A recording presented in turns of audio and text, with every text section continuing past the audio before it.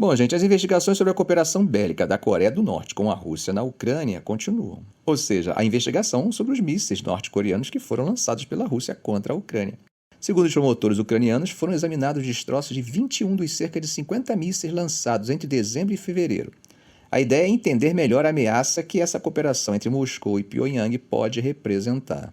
Aparentemente, a taxa de falha desses mísseis fornecidos pela Coreia do Norte é bem alta. De acordo com o escritório do principal promotor ucraniano, Andriy Kostin, metade deles perdeu o trajeto programado e explodiu no ar. E quando isso acontece, os destroços nem sempre podem ser recuperados.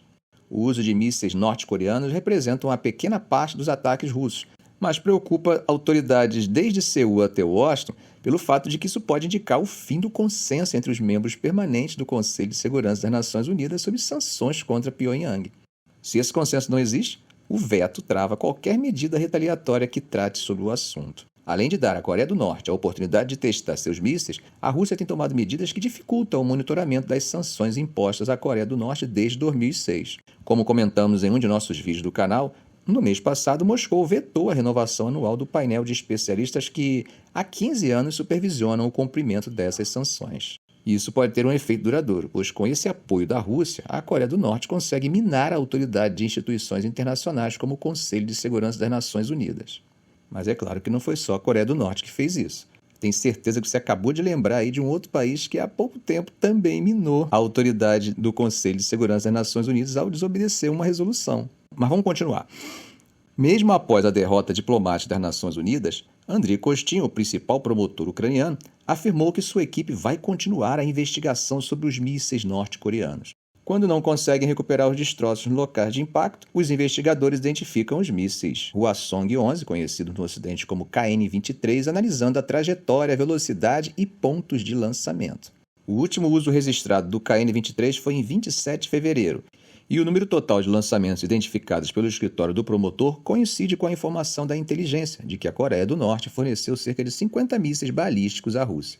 De acordo com os Estados Unidos, a Rússia recebeu mísseis e munição de artilharia da Coreia do Norte após um encontro entre Kim Jong-un e Vladimir Putin em setembro do ano passado. Bom, gente, atravessando o Mediterrâneo, a situação em Gaza continua catastrófica e as negociações não avançam, cada um roendo a corda exatamente quando parece que a coisa vai andar. O secretário-geral das Nações Unidas fez um forte apelo para que todas as partes envolvidas no conflito em Gaza façam o possível para chegar a um acordo de cessar-fogo e prevenir mais mortes e destruição. Depois de 7 meses de guerra, Antônio Guterres pediu que ambas as partes demonstrem coragem política e façam todo o possível para interromper o derramamento de sangue, libertar os reféns e estabilizar a região, que permanece à beira de um colapso. Guterres falou logo após o Hamas afirmar que concordou com a proposta de trégua, enquanto Israel decidiu continuar e lançou a incursão terrestre na região leste de Rafah. O chefe da ONU enfatizou que este é um momento crucial que não pode ser desperdiçado e expressou preocupação com a atividade militar renovada das forças de defesa de Israel. Bom, gente, por falar em questão de paz, e o que está sendo previsto para o dia seguinte à guerra? Bom, os países árabes têm mostrado interesse em uma força de paz multinacional para Gaza e Cisjordânia, enquanto trabalham para desenvolver um plano pós-guerra para a região. As propostas, que já foram compartilhadas com os Estados Unidos, estão entre as várias opções que vêm sendo discutidas por estados árabes e ocidentais com o objetivo de encerrar o conflito e encontrar uma solução viável para a criação de um Estado palestino. Inicialmente, os países árabes resistiam a qualquer força internacional em Gaza, insistindo que a administração deveria ser palestina. Mas com a evolução do conflito, algumas capitais estão mais abertas à ideia de envolvimento árabe, sinalizando comprometimento com o processo de paz.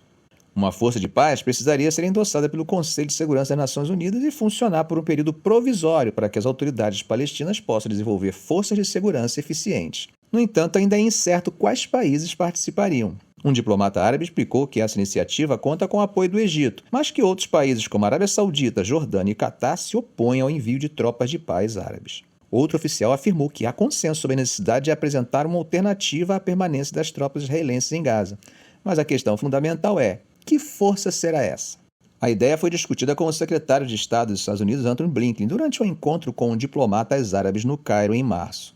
Os países árabes vêm tentando criar uma visão mais ampla para abordar a crise, mas há dúvidas sobre as intenções de Israel, especialmente sobre quanto tempo suas tropas permanecerão em Gaza e quem aceitaria como administrador.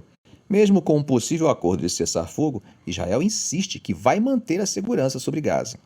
O primeiro-ministro Benjamin Netanyahu descartou qualquer papel da autoridade palestina, respaldada pelo Ocidente e países árabes, ou a criação de um Estado palestino.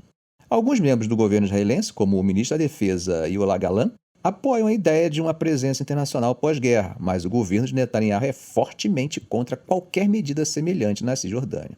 Michael Avid Haná, do Crisis Group, comentou que Israel está criando um cenário de caos em Gaza sem preencher o vácuo. Ele explicou que, diante da falta de um plano claro para o fim da guerra, muitas ideias parecem distantes da realidade. Em uma conferência em Riad, os ministros árabes de Relações Exteriores mantiveram respostas ambíguas sobre a força de paz. O príncipe Faisal bin Farhan, principal diplomata saudita, disse que é difícil avançar sem mais clareza sobre os outros aspectos do conflito. Ayman Safad, ministro da Jordânia, alertou que uma força de paz poderia ser vista como consolidando a miséria da guerra. Sameh Sokri, do Egito, afirmou que o Cairo está disposto a fazer sua parte, mas isso depende dos riscos e recompensas. A administração Biden está focada em um acordo que leve a uma normalização das relações entre a Arábia Saudita e Israel, esperando que isso encoraje Israel a fazer concessões para um Estado palestino.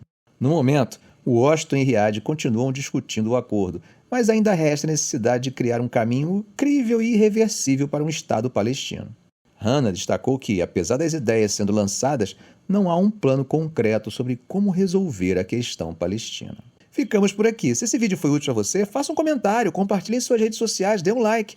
E é claro, se ainda não for inscrito, inscreva-se no canal e ative o sininho. Ok, gente? Um grande abraço do professor Arão Alves.